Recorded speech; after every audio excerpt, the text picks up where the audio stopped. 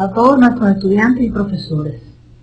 En la actividad anterior estudiamos los nervios que se encargan de la inervación de las estructuras de cabeza, cuello y parte de las vísceras torácicas y abdominales.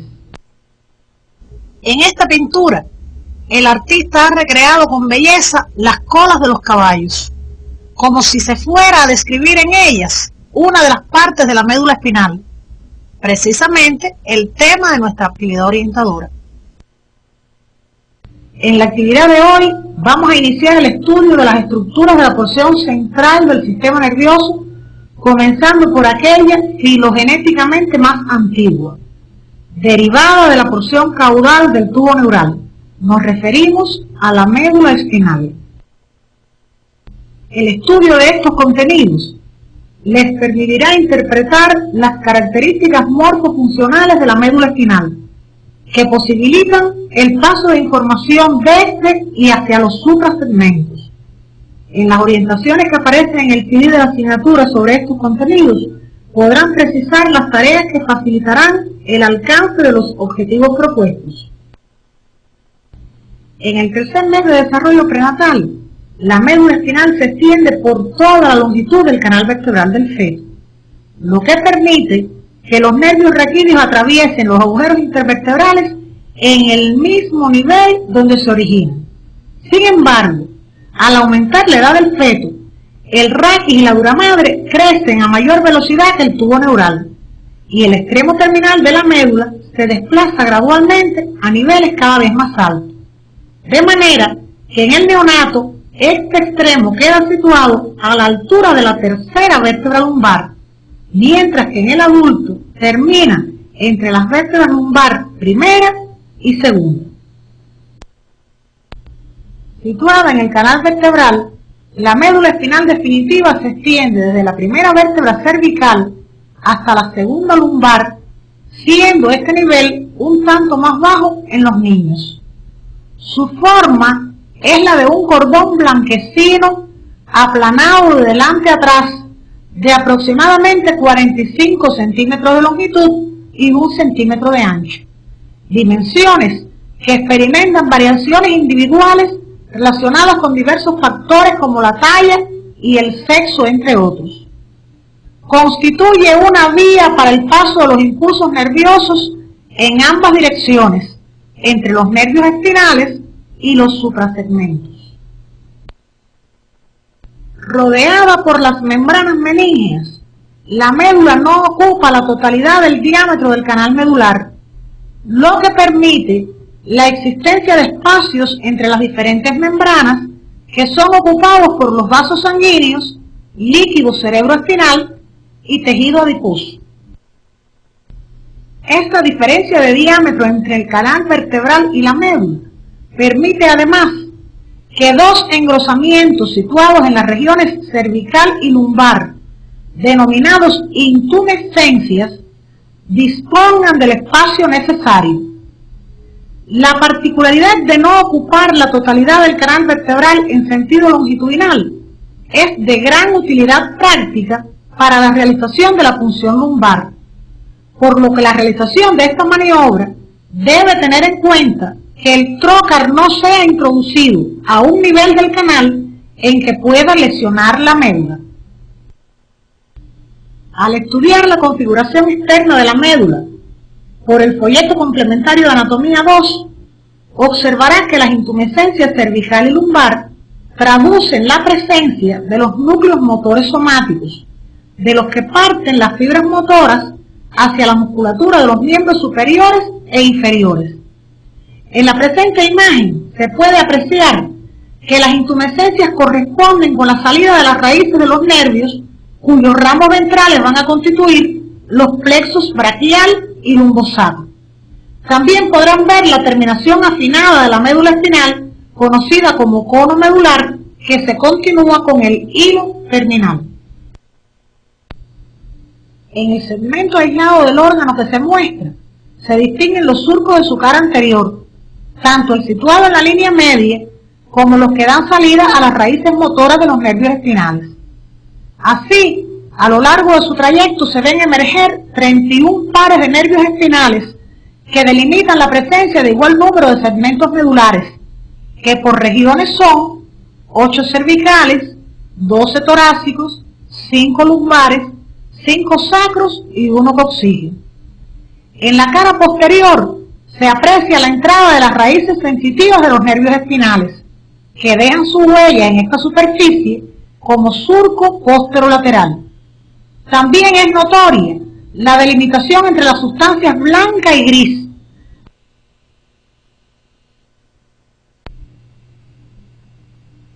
La médula presenta diámetros variables en sus diferentes porciones, lo que obedece a razones funcionales.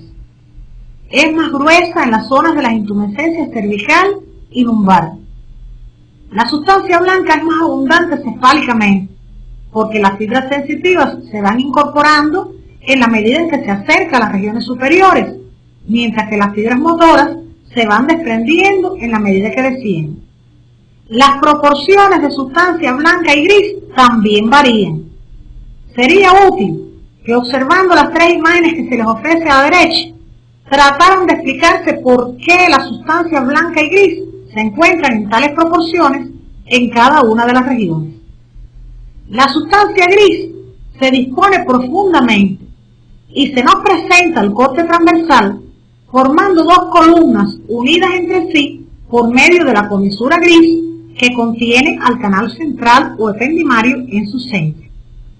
En ambas mitades de la médula se distinguen 2 cuernos posteriores, constituidos por núcleos de neuronas intercaladas de carácter sensitivo. Los cuernos anteriores constituidos por núcleos motores somáticos y en ciertos segmentos por cuernos laterales constituidos por núcleos de carácter autónomo o visceral. Es importante que en el estudio independiente precisen cuáles son los núcleos fundamentales de los cuernos posteriores y con qué modalidad de impulso están relacionados. ¿Cuál es la organización de los núcleos motores somáticos de acuerdo a la musculatura que inervan? ¿Y en qué segmentos específicamente se sitúan los cuernos laterales? La proporción de sustancia gris en la médula espinal es siempre superior en aquellos segmentos donde se encuentran localizados los núcleos desde donde parte la inervación a la musculatura de los miembros. Merecen destacarse por su importancia funcional ciertos núcleos de sustancia gris que se ilustran en la imagen. En el vértice del cuerno posterior se encuentra a todo lo largo de la médula espinal el núcleo de la sustancia gelatinosa de Rolando, donde se realizan importantes relevos de vías nerviosas aferentes. También en los cuernos anteriores se encuentran los núcleos motores somáticos, de los que parten de medial a lateral las fibras que llevan la inervación de los grupos musculares de los miembros correspondientes. El núcleo torácico se localiza en el borde medial de la base de este cuerno, en los segmentos medulares desde el último cervical hasta los primeros lumbares. Aproximadamente en estos mismos segmentos, en el borde lateral de la porción media de la sustancia gris, se encuentra el núcleo intermedio lateral, centro de neuronas autónomas. En el cuerno posterior también se localizan los núcleos propios, los que constituyen centros de relevos de vías sensoriales. Rodeando la sustancia gris se encuentran 3 unículos o cordones de sustancia blanca, que de acuerdo a su situación se identifican como anteriores, laterales y posteriores. Ellos están constituidos por los axones mielinizados de neuronas que descienden desde los suprasegmentos con impulsos motores, axones que ascienden con información sensitiva que debe ser analizada en los suprasegmentos y axones más cortos que establecen relaciones intersegmentales. Los impulsos motores viajan a través de los tractos corticoespinales anterior y lateral, ambos voluntarios, los que se sitúan en los funículos anteriores y laterales de la médula espinal, respectivamente. el primero procedente del hemisferio cerebral del mismo lado y el segundo y más importante del hemisferio cerebral del lado contrario. La información de las posiciones de cada parte del cuerpo en el espacio viaja a través de los tractos que ocupan el funículo posterior, denominados tractos de grácil y cuneiforme, los que también conducen el tracto discriminativo. Los impulsos de dolor, temperatura y tacto superficial son conducidos por los tractos espinotalámicos situados en el funículo lateral. La información propioceptiva inconsciente la conducen los tractos espinocerebelares anterior y posterior, situados también en el funículo lateral, pero en posición superficial.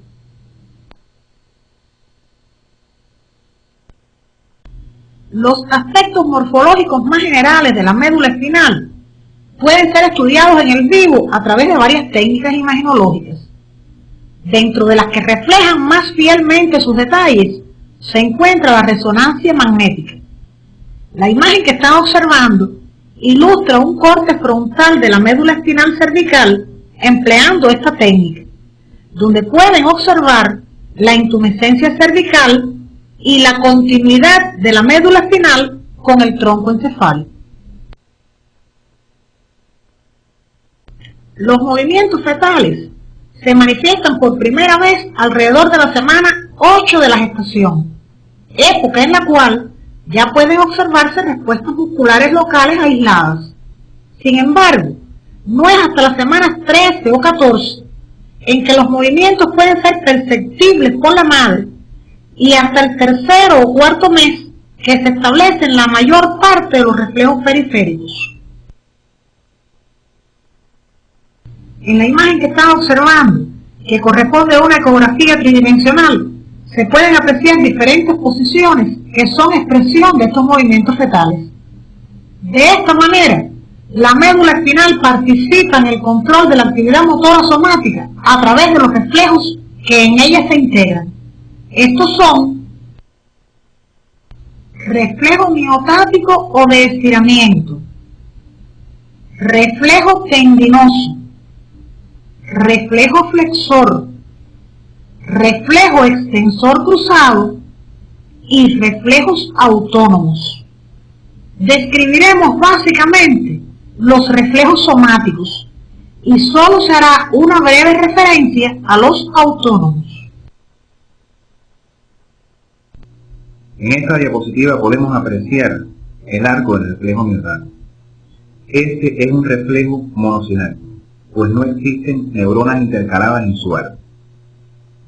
Observen cómo a nivel de las asas anteriores de la médula se establecen sinapsis con las motoneuronas alfa, que inervan tanto los músculos agonistas como los músculos antagonistas, poniéndose de manifiesto el fenómeno de inervación recíproca, lo cual supone no solo la contracción de los músculos que ejecutan el movimiento, que son los agonistas, sino también la relajación de los que se oponen, que son los antagonistas. En la diapositiva que están observando se resumen las características fundamentales de este reflejo, entre las que podemos destacar que es monosináptico, constituye la base del tono muscular y que en su exploración en la práctica médica permite comprobar el adecuado funcionamiento de los segmentos medulares donde se integran los mismos, por ejemplo el reflejo patelar en los últimos segmentos lumbares y el aquiliano en los primeros sacros.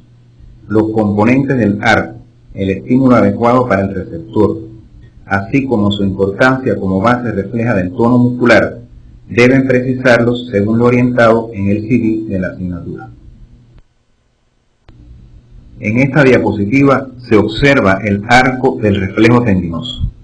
Este es un reflejo bisináptico, cuyo receptor es el órgano tendinoso de Golgi localizado en el tendón, el que se estimula por tensión, enviando la información aferente por fibras de tipo 1B hacia la médula espinal, estimulando interneuronas inhibidoras y por consiguiente la inhibición de la motoneurona alfa y la relajación del músculo en cuestión. Así, este constituye un reflejo protector contra tensiones musculares excesivas evitando el desprendimiento de los tendones de las inserciones óseas. Seguidamente se muestran de manera resumida las características del reflejo tendinoso.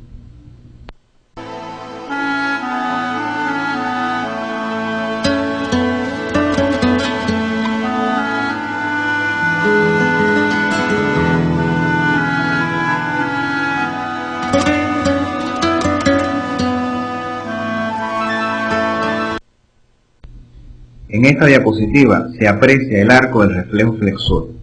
Al aplicar un estímulo nociceptivo, se estimulan los receptores de dolor, que son las terminaciones nerviosas libres. Estos conducen la información aferente hacia los segmentos medulares correspondientes, donde se establecen varias sinapsis y se ponen de manifiesto circuitos neuronales de inervación recíproca, que explica la contracción de los músculos agonistas, o sea, los que ejecutan la flexión, y la inhibición de los antagonistas que se oponen a ese efecto.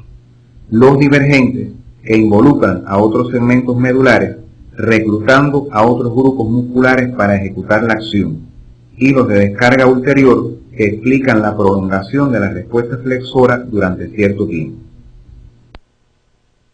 En la diapositiva que estamos observando se resumen las características del reflejo flexor. Este es un reflejo defensivo para evitar daño tisular.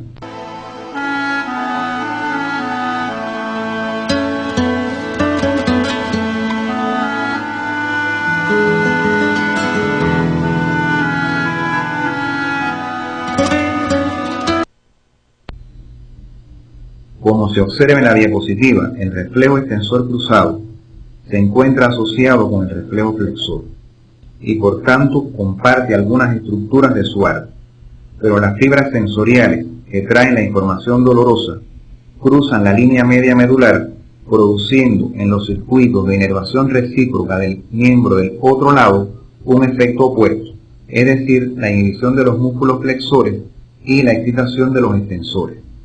Así, el acto del reflejo extensor cruzado consiste en que al aplicar un estímulo nocivo intenso sobre una extremidad, se produce la flexión de la misma acompañada de la extensión del miembro del lado opuesto. Deben resumir las características de este reflejo siguiendo las orientaciones del CD.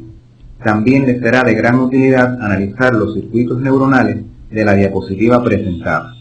Hasta aquí hemos analizado la importancia de la médula espinal en la integración de la actividad motora somática. Sin embargo, también participa en la integración de reflejos autónomos segmentarios, como los cambios del diámetro vascular ante estímulos térmicos, el reflejo de micción y defecación, entre otros. Los reflejos segmentarios estudiados están influidos también por estructuras suprasegmentarias, como el cerebelo y la corteza cerebral, entre otras. Después de analizar las funciones reflejas de la médula espinal, analizaremos las manifestaciones que se producen por la sección brusca y completa de la misma, las cuales se agrupan en un cuadro que recibe el nombre de choque espinal. El choque espinal se caracteriza por una serie de manifestaciones inmediatas y tardías, las cuales se producen del nivel de la lesión hacia abajo y se mantienen por un periodo de tiempo que varía según la especie en que se produzca el cuadro. Las manifestaciones inmediatas son arreflexia o desaparición de la actividad refleja medular, hipotonía o marcada disminución del tono muscular, parálisis de toda la musculatura, pérdida del control visceral que se expresa por caída de la presión arterial, relajación de esfínteres o pérdida del control de la micción y defecación, y pérdida de la sensibilidad.